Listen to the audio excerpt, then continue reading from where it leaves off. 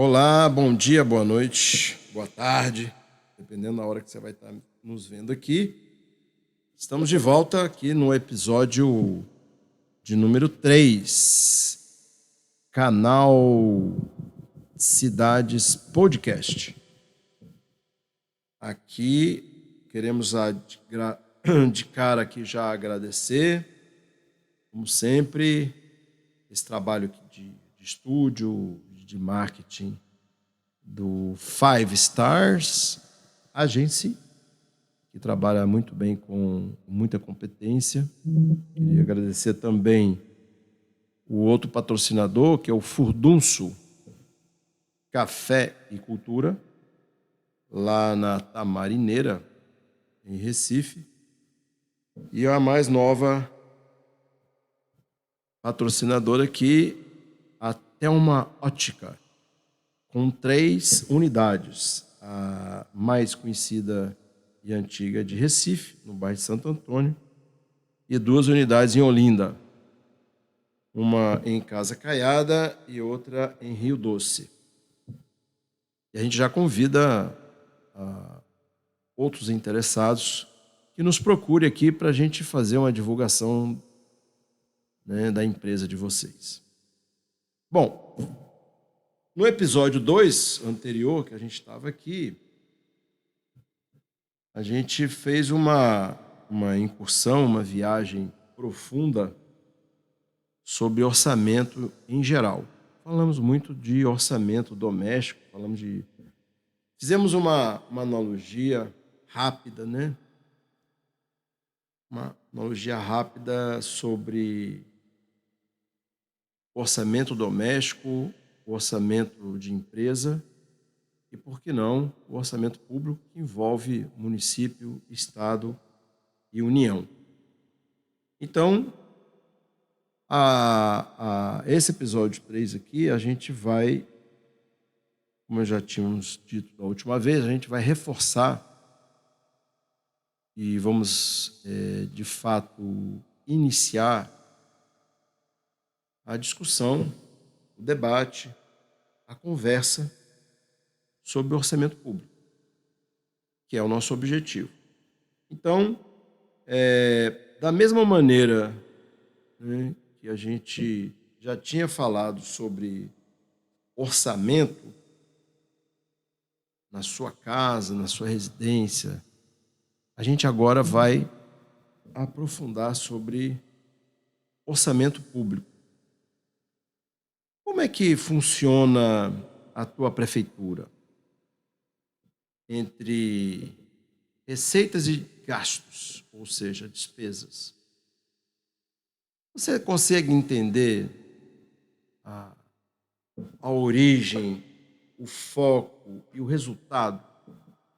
Você consegue distinguir, por exemplo, como a gente falou no nosso último encontro, se você tem um orçamento doméstico, você no final do mês consegue fazer um balanço? E se você faz esse balanço, você descobre que gastou mais do que arrecadou. Nesse caso, você teve um déficit, que é um nome muito conhecido pelos economistas. Se você conseguiu fazer sobrar dinheiro, você tem um superávit. Isso funciona tanto para a empresa como funciona para o orçamento público. Só que aí, que a gente falou no último episódio, é que quando a gente fala do orçamento doméstico, a gente está falando de um foco que é na família. E aí, o que a gente está querendo de resultado, normalmente, difere, por exemplo, da empresa, não é o lucro, né? Você que aí tem filhos, por exemplo, tem uma família, você pensa em todo mês, né? Quais são as suas contas a pagar? Então, normalmente, você quer saúde para a família toda, você quer, se você tiver seus filhos em idade de educação e você tiver essa oportunidade, né, Você quer seus filhos na escola, seja público ou privado. Você quer o bem-estar, né? Antes de mais nada, o bem-estar da sua família. Aí alguém vem perguntar: mas eu consigo fazer esse mesmo raciocínio com governo e também empresa? Você vai ver que não. E lá na empresa, eu tenho uma obrigação que eu não preciso ter na família, que é ter lucro. Então eu preciso comprovar, muitas vezes com meus acionistas, muitas vezes com as pessoas que trabalham na empresa, quanto que eu gastei, quanto que eu arrecadei, para poder cumprir metas. Na família, isso é mais tranquilo, né? Primeiro porque as metas são outras e os objetivos normalmente são outros. Mas aqui, como seria no seu município? Será que o prefeito sozinho tem a sua própria meta? Será que um secretário de saúde, um secretário de transporte tem a sua própria meta? O quais seriam os resultados esperados depois de 4 anos de mandato de um presidente, de um governador, de uma prefeita da sua cidade, principalmente? Seria, antes de mais nada, né, e isso é constitucional, e quando a gente fala de Constituição, a gente está falando de todas as constituições, inclusive as normas e leis que estão previstas na sua cidade, que a gente vai citar elas depois, e também no Estado.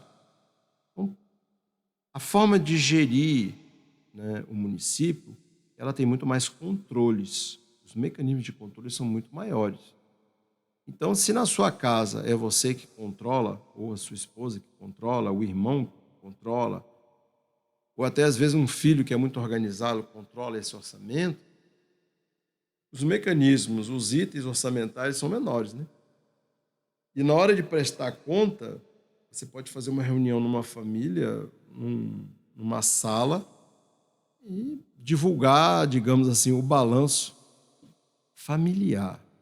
Na empresa, às vezes, é mais complexo. Agora, imagina numa cidade. Como faria, né?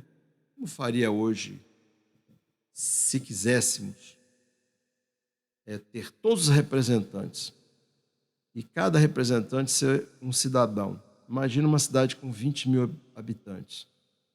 Como é que o prefeito ia prestar conta? Como o judiciário ia legislar para tantas pessoas se todo mundo se reunisse numa... Não haveria sala, né? Teria que ser uma praça imensa. É por isso que a gente tem os nossos representantes, é por isso que a gente tem os 3 poderes, né?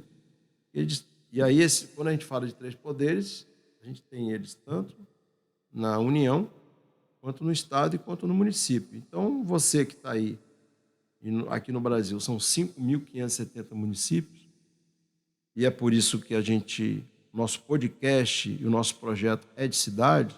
Então, a gente, quando fala da cidade, a gente fala numa escala que é mais fácil para você entender. Como é que funciona? E eu acho que a maioria das pessoas, às vezes, não tem tempo de entender como funciona esse mecanismo. Como é gasto o dinheiro no seu município?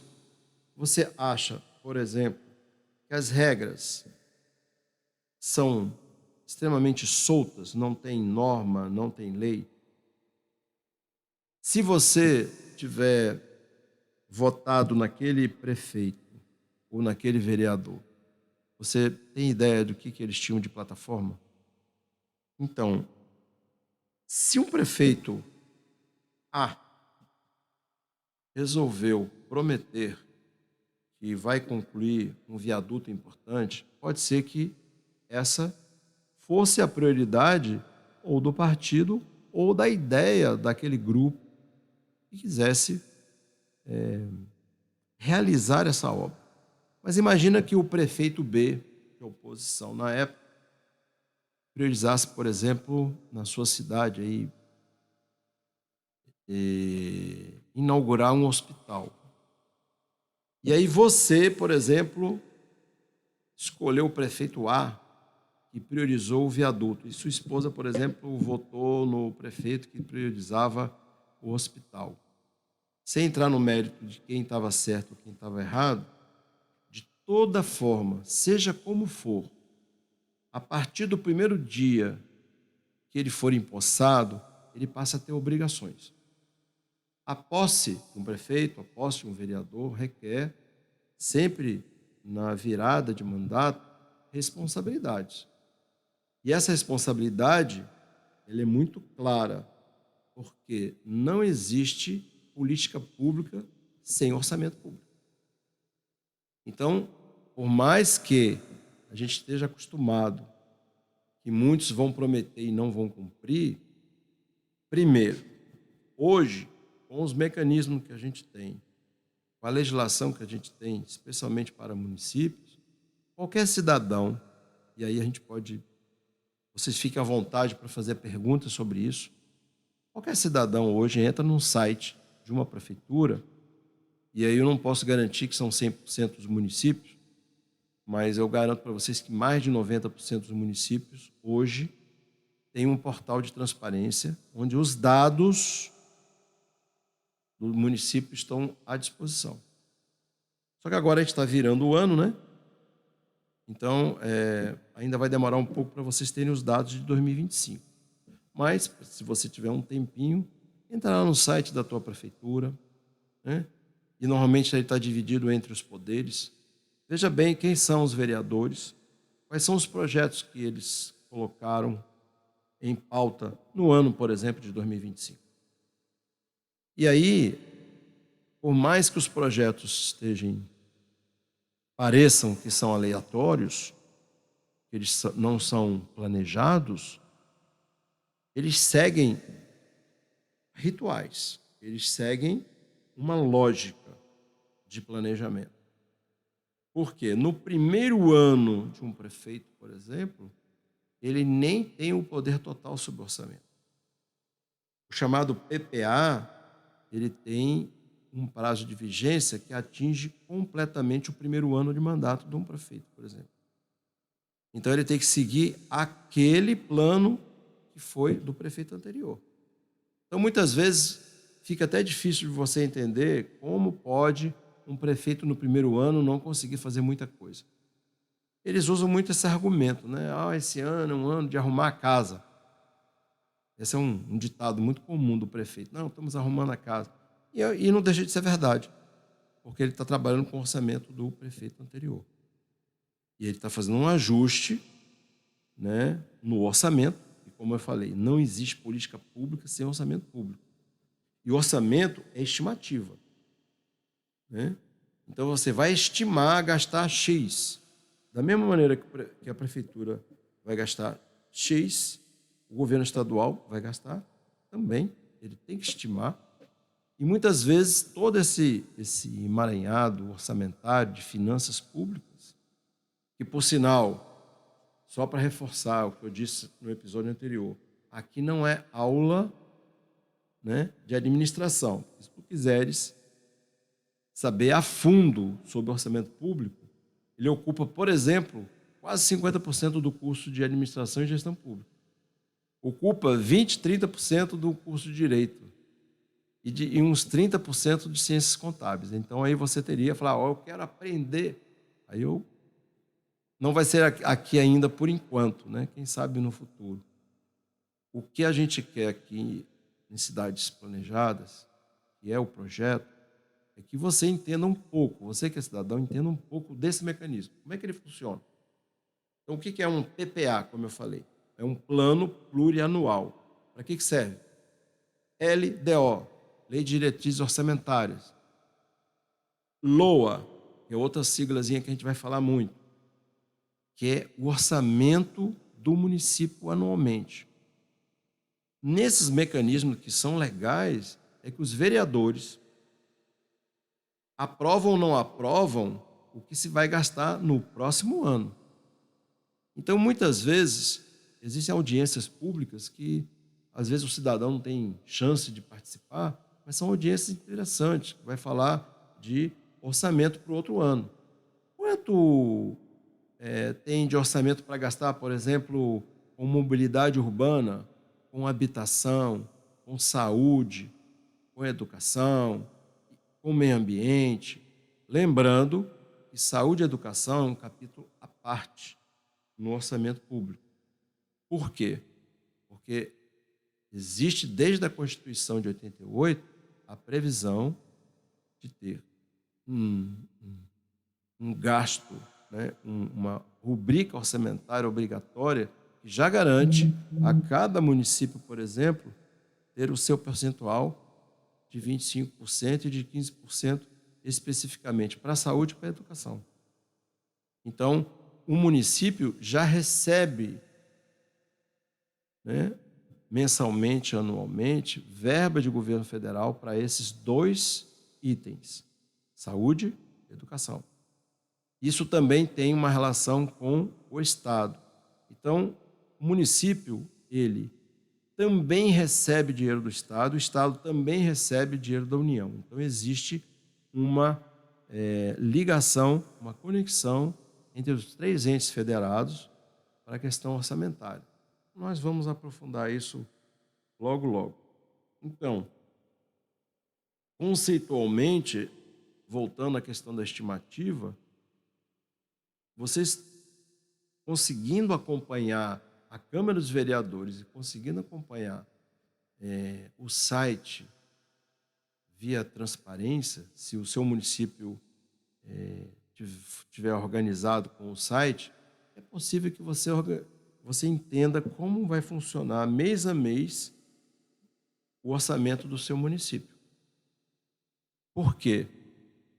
Se a gente olhar o orçamento tanto da União quanto do Estado, do município, vocês vão entender que um mito muito propagado na televisão, né, nas rádios, de que o município está quebrado, o Estado não tem dinheiro, ele não é tão verdade assim. Nós não temos, né, um país quebrado, nós não temos um Estado quebrado, nós não temos um município quebrado. O que nós passamos de dificuldade é que a gente tem um orçamento justo, ou seja, apertado, né? Agora, existem mecanismos, existem formas de captar recursos, por exemplo, de dinheiro público, que auxilia a melhorar a vida, por exemplo, do cidadão. Isso aí, inclusive, a gente vai ver lá pelo episódio 8, 9, 10, que eu quero falar um pouco de captação de recursos.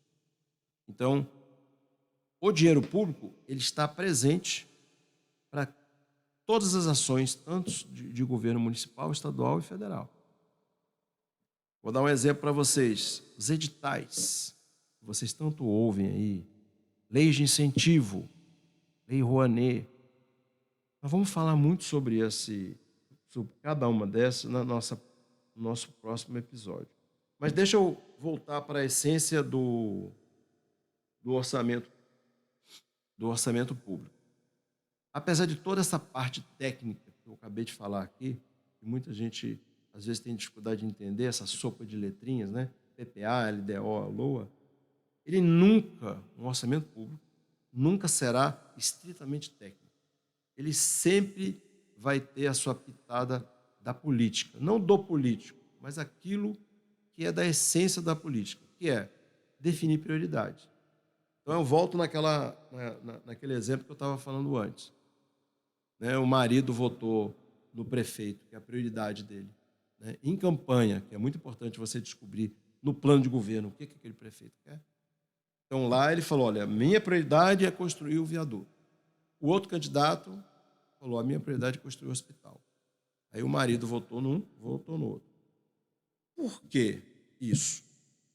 Aí é que se define a questão, um dos diferenciais que a gente tem quando a gente está falando de orçamento público, com dinheiro público, do dinheiro privado. Porque aqui, por mais que o governante diga que ele vai fazer aquela obra, não depende dele. Por mais que o vereador passe na sua porta dizendo que vai asfaltar a rua, não depende dele. Depende de uma série de fatores. O maior deles é o orçamento. Se não tiver dinheiro, amigo, não vai asfaltar a rua e não vai acontecer a ponte. Mas, se você tem um plano de governo de um candidato bem intencionado, ele no primeiro dia de mandato, ele pode chamar toda a Câmara dos Vereadores e começar a elaborar dentro do PPA, dentro da LDO e dentro da LOA, ele pode começar a elaborar para o ano seguinte tudo que está dentro do programa. Porque se ele foi eleito, né, ele tem respaldo popular. Os vereadores têm respaldo popular. Então, assim, essa é a grande jogada. Isso quer dizer que o outro que prometeu hospital, ele não vai conseguir colocar o hospital? Não sabe. Se ele tiver um apoio de alguns vereadores, ele pode colocar o viaduto e ainda colocar o hospital. Vai depender de quê? De novo, de dinheiro em caixa. Então, não existe política pública sem orçamento público. Essa é a frase mais importante. Por quê? Porque não é só técnico, é também político. E o político é prioridade. E aí a prioridade é feita pelas nossas lideranças. Prefeito é liderança? É. Vereador é liderança? É. O sindicato é liderança? É. As organizações sociais são lideranças? Sim. Todo esse conjunto, eles vão definir as prioridades. Agora, se você participa da cidade, você, estando na igreja, ou numa organização, ou numa entidade importante, você pode ser uma voz nesse orçamento. E você, inclusive, no exemplo que eu dei, você pode, inclusive, falar, olha, eu acho que a prioridade está errada.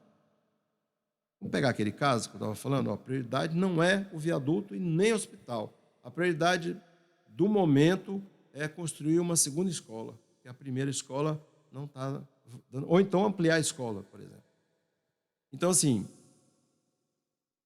a participação do cidadão definindo prioridades, ele ajuda, auxilia nesse processo. Tanto é que as audiências públicas, como eu falei, elas são itens obrigatórios. Seja eles numa Assembleia Legislativa, onde tem os deputados estaduais, seja ela na Câmara dos Vereadores, que é onde realmente a gente sente lá na ponta algo que possa fazer uma definição sobre o seu município, como também na Câmara Federal e no Senado. Então, são várias as possibilidades. E aí, amigos, por hoje, eu acho que eu consegui avançar um pouco mais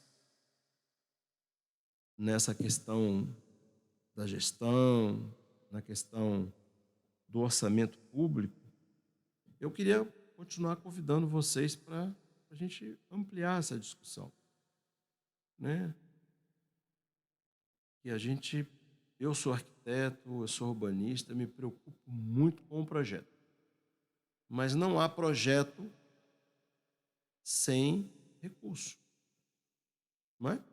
Então não há projeto do viaduto se eu não contar, já que é uma obra pública, com um orçamento público organizado. O hospital é a mesma coisa, a escola é a mesma coisa. Até porque o projeto, o valor do projeto, ele já está embutido nesse orçamento, né? Então, quando os vereadores se reúnem, quando você tem um prefeito que sabe, né, qual é a direção que vai tomar, é preciso entender o que é a prioridade. Eu acho que cabe ao cidadão, na sua cidade, fazer parte desse processo.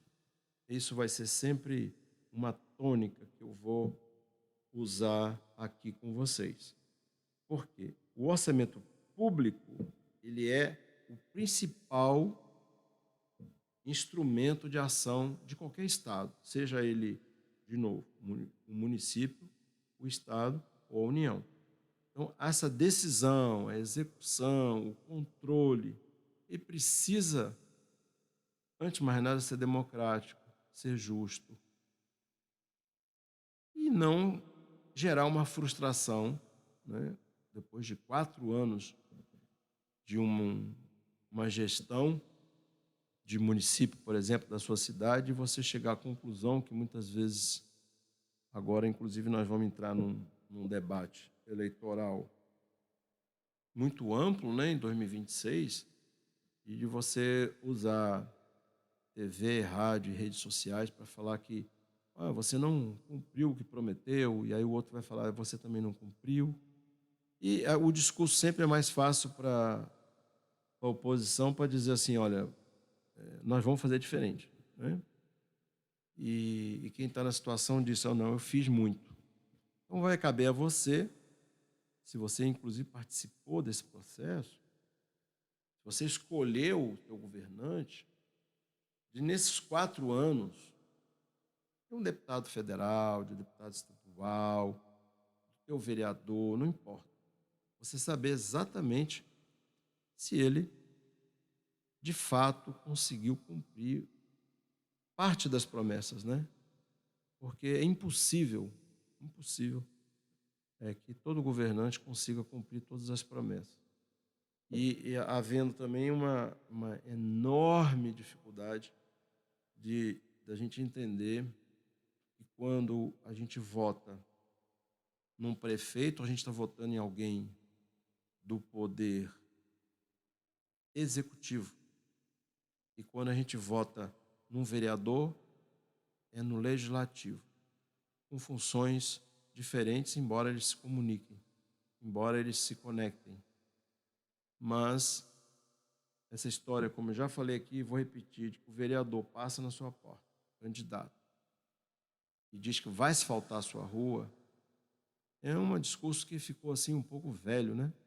Não conecta com nada, né? Então, quem vai asfaltar, de fato, a tua rua é o Poder Executivo, não é o Legislativo. Então, é importante que esses 3 poderes, Executivo, Legislativo e Judiciário, fiquem bem claros nas suas funções para todo cidadão. Falar, olha, o que faz um juiz? O que faz um procurador? O que é uma controladoria do município? O que é um tribunal de contas do Estado? Por que tem tantos órgãos, né? Aí tem concurso para o Tribunal de Justiça, tem concurso para o Tribunal Regional Eleitoral. Então, assim, são muitos os cargos, né? São muitos controles que no fritar dos ovos, quase todos eles são para gerir, para vigiar, para fiscalizar, para reforçar um papel que muitas vezes eu não consigo, não é? Então, assim, vocês veem, às vezes, uma CGU, né, que é a Controladoria Geral da União, ela barra alguns projetos, ou ela investiga, ela pega por amostragem uma série de projetos que estavam em andamento, e vocês devem ter acompanhado aí também, nós vamos falar disso, das famosas emendas parlamentares, e eu procuro deixar as emendas parlamentares para o final, para ficar mais fácil, mas as emendas parlamentares, elas têm em todos os níveis também. Tem participação geral. Ela começa lá na União. Então, deputados federais e senadores, eles têm uma verba anual dentro da Constituição brasileira, legal, para fazer emendas orçamentárias. Olha a importância de orçamento. Olha quanta coisa que envolve orçamento. Porque aí, trazendo de novo para a questão do orçamento doméstico, sem recursos, sem recurso, você não coloca gasolina no seu carro. Sem recurso, você não compra comida para sua casa. Sem recurso, você não consegue pagar a sua conta de luz e sua conta de água. Sem recursos, você não consegue pagar a prestação da casa e nem, por exemplo, um aluguel. E vai por aí afora. Então, quando a gente fala de recursos, a gente não está falando só de dinheiro, mas a gente primordialmente está falando de contas a pagar. Então, as contas a pagar do seu município, você conhece? Você, você é capaz de entrar agora lá no site da tua prefeitura e entender todas as contas que são pagas mensalmente ou anualmente? E o dinheiro, sabendo que o dinheiro, ele no fundo sai do teu bolso. Vamos ver se no próximo episódio eu consigo falar sobre quais são essas contas. Como é que arrecada o município? E como é que ele gasta? Porque é sempre confuso isso, né? Então, o que o município, as formas do município arrecadar são diferentes, por exemplo, do Estado, que são diferentes da União, não é? Imposto de renda, que agora ficou isento a partir do ano que vem, na prática, a partir do ano que vem, né? Para quem ganha menos de R$ 5.000. Imposto de renda, ele vai aonde? É União, Estado ou município? Tem gente que ainda tem essa dúvida. Então, assim, ainda tem muitas perguntas. É claro que a gente vai ficar aí mais uns 2, 3 episódios falando de orçamento, mas não tenham dúvida, gente. O assunto não se esgota nesse bate-papo. Como eu disse, orçamento público, uma, duas, três, 4 disciplinas envolvendo finanças e orçamento em diversos cursos superiores. Então, não temos nenhuma vontade e desejo de criar aqui um curso. E aí, vocês lembram do primeiro episódio onde eu falei, na abertura, que nossa vontade é que o cidadão comum, você que está me ouvindo, consiga entender um pouco como funcionam todos os mecanismos de uma cidade. A gente está falando agora de orçamento, depois nós vamos falar de captação de recursos, muitas vezes nós vamos falar só de saúde aqui, nós vamos falar de transporte, nós vamos falar de mobilidade, nós vamos falar de meio ambiente, numa linguagem mais acessível, para que todos entendam que planejamento urbano, cidades planejadas, não é um bicho-papão que pertença a um grupo restrito de pessoas, seja ele vindo da universidade, seja ele vindo de qualquer área. É um assunto que a gente precisa conversar sem mistérios. O importante é que o canal ele quer conectar vocês, né, pessoas comuns do dia a dia, que às vezes não tem tempo, né, de ouvir nada com mais tranquilidade. Porque você só consegue ver aquela notícia do jornal, aquela notícia do rádio, que muitas vezes tem uma certa tendência, ou para um lado ou para outro. Aqui não tem lado. Aqui tem apenas dados.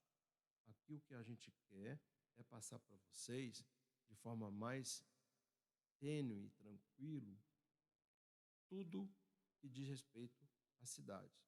Se você tem uma cidade mais planejada, é como na sua casa. Se você tem uma casa mais planejada, você consegue ter melhores resultados. O que a gente quer numa cidade? Uma cidade mais feliz, né? Uma cidade mais limpa, uma cidade onde você respira ar puro, onde você tem qualidade de vida. Essa é a cidade que a gente quer, né? Uma cidade menos violenta, uma cidade mais justa, não é isso? Uma cidade onde, a princípio, todos tenham saúde e educação, que tenham uma casa. Então, convido a vocês a estarem sempre aqui com a gente e até o próximo episódio, que vai ser o episódio 4. A gente vai continuar no próximo episódio falando de orçamento público, mas sempre com essa conversa